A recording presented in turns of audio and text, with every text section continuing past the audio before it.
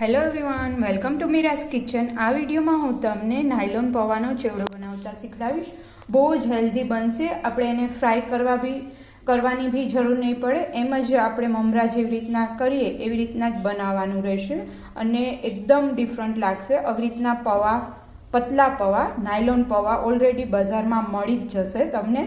એ પૌવા લેવાના જે આપણે બટાકા પૌવામાં યુઝ કરતા હોઈએ છીએ, એ પૌવા નહીં લેવાના। આપ જોઈ શકો છો આટલા પતલા આવશે। એ પૌવા લઈ લેવાના છે। અત્યારે મેં એક પેનમાં પૌવાને શેકવા માટે એડ કરી દીધા છે અને ગેસનો ફ્લેમ સાવ સ્લો રાખીશું। અને બને તો જાડા તળિયાવાળું જ પેન અથવા તો કડાઈ, જે બી વાસણ તમે લ્યો એ જાડા તળિયાવાળી જ લેવાની, જેથી કરીને પૌવા નીચે બેસે નહીં, બાકી પૌવા બેસી જશે। અને સાવ ફોરા હાથે જ એને ટર્ન કરવાનો રહેશે। બાકી બહુ જ પતલા હોય આ પૌવા તો તૂટી જશે અને ભૂકો થઈ જશે।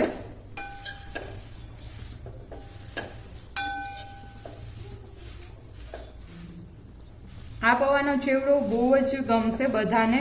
જો તમે આવી રીતના ટ્રાય ના કરી હોય તો એકવાર બનાવજો। મોસ્ટલી આપણે જે પૌવા ચોખાના આવતા હોય છે એ જાડા પૌવા ફ્રાય કરી અને બનાવતા હોઈએ છીએ, પણ આપણે આને ફ્રાય કરવાની બી જરૂર નહીં પડે। જેવી રીતના મમરા વઘારતા હોઈએ છીએ એ જ રીતના બનાવવાના રહેશે। અને આમાં તમે હેલ્ધી વર્ઝન બી કરી શકો, મખાના અથવા તો ડ્રાય ફ્રૂટ બધા એડ કરીને બી આમાં નાખી શકો અને મિક્સ કરી શકો। તો આપ જોઈ શકો છો અત્યારે જોતા જ તમને લાગશે તે થોડાક ક્રિસ્પી થઈ ગયા છે। આવી રીતના ઇઝીલી તૂટી જાય રીતના કરો એટલે તો આ પરફેક્ટ શેકાઈ ગયા છે। ગેસનો ફ્લેમ બંધ કરી દઈશું અને એક બાઉલમાં ટ્રાન્સફર કરી લઈશું। હવે એ સેમ પેનમાં જ આપણે 2 ટેબલસ્પૂન જેટલું અત્યારે મેં ઓઇલ લીધું છે। એમાં મેં નાની એક વાટકી સિંગદાણા લઈ લીધા છે, એ એડ કરી દઈશું અને આને આપણે ફ્રાય કરી લેવાના છે। આવી જ રીતના તમે ડ્રાય ફ્રૂટને બી ફ્રાય કરી અને એડ કરી શકો, અથવા તો સેલો ફ્રાય કરીને અથવા તો રોસ્ટ કરીને બી એડ કરી શકો। તમને જેવી રીતના ગમતું હોય એ રીતના તમે આમાં બધા ઇન્ગ્રેડિયન્ટ્સ એડ કરી શકશો। અને તમારી ઘરે કોઈ ગેસ્ટ આવવાનું હોય અને ત્યારે બી આવી રીતના તમે ચેવડો બનાવી અને રેડી રાખ્યો હશે તો કંઈક ડિફરન્ટ લાગશે। નોર્મલી આપણે મમરાનો એવી રીતના બનાવતા હોઈએ છીએ, પણ આવી રીતના થોડું ડિફરન્ટ લાગે અને ટેસ્ટમાં બી બધાને ગમશે। એ ટાઈપનો બની અને રેડી થશે।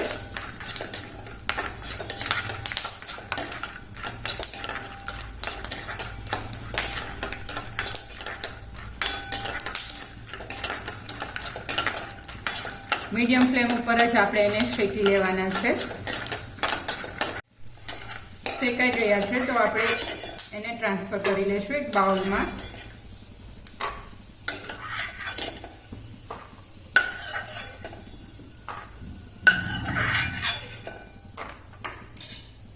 પછી દાળિયા લીધા છે મેં, એ એડ કરી દઈશું અને એને બી રોસ્ટ કરી લઈશું।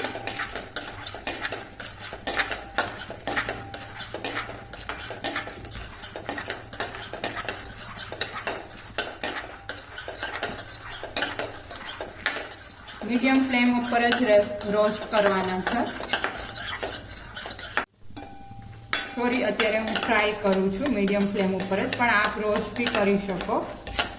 તો પ્રોપર થઈ ગયા છે, આપ જોઈ શકો છો એના કલર ચેન્જ થઈ ગયો છે। હવે આને બી આપણે એક બાઉલમાં લઈ લઈશું।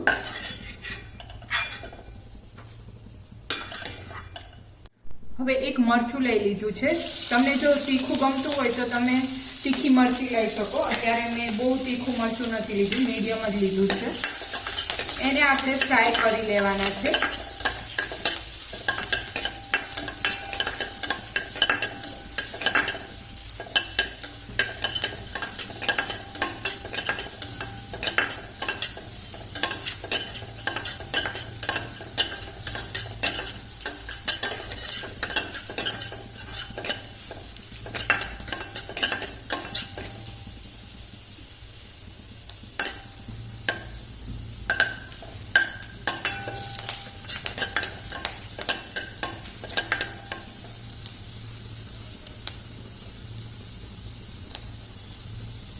પછી એમાં જે આપણે દાણા અને દાળિયા રેડી કર્યા હતા એ એડ કરી દઈશું. તમારી પાસે સૂકું નારિયેળ હોય તો એની સ્લાઇસ કરીને બી એડ કરી શકો, એનાથી બી બહુ જ ફાઇન ટેસ્ટ આવે. તલ લઈ લીધા છે 1 ટીસ્પૂન જેટલા, એ એડ કરી દઈશું.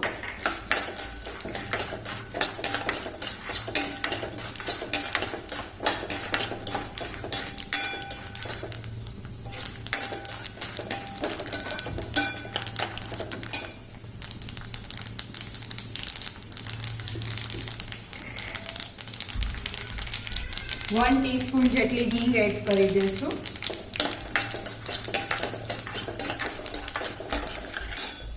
પિંચ ઓફ હળદર એડ કરી દઈશું.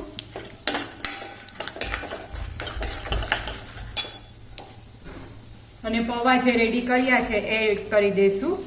આ પ્રોસેસ તમે કરો ત્યારે ગેસનો ફ્લેમ સાવ સ્લો જ રાખવાનો રહેશે, કેમ કે ઓલરેડી બધા આપણે એ ઇન્ગ્રેડિયન્ટ્સને ફ્રાય કર્યા છે અને પૌવાને ઓલરેડી શેકેલા જ છે. જો ફૂલ ગેસે તમે કરવા જશો તો પૌવા બેસી જશે, એટલે ખાસ ધ્યાન રાખવાનું. સાવ હળવા હાથે આપણે એને ટર્ન કરીશું અને ગેસનો ફ્લેમ એકદમ સ્લો રાખવાનો. પ્રોપર મિક્સ કરી દઈશું. નમક એડ કરી દઈશું. આવી રીતના છૂટું છૂટું જ સ્પ્રેડ કરવાનું છે, જેથી કરીને ઇવનલી બધામાં લાગી જાય પૌવામાં.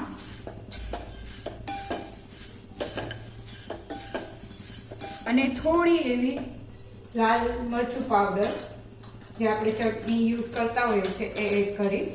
થોડી એવી જ, બહુ ઝાઝી એડ નથી કરતી.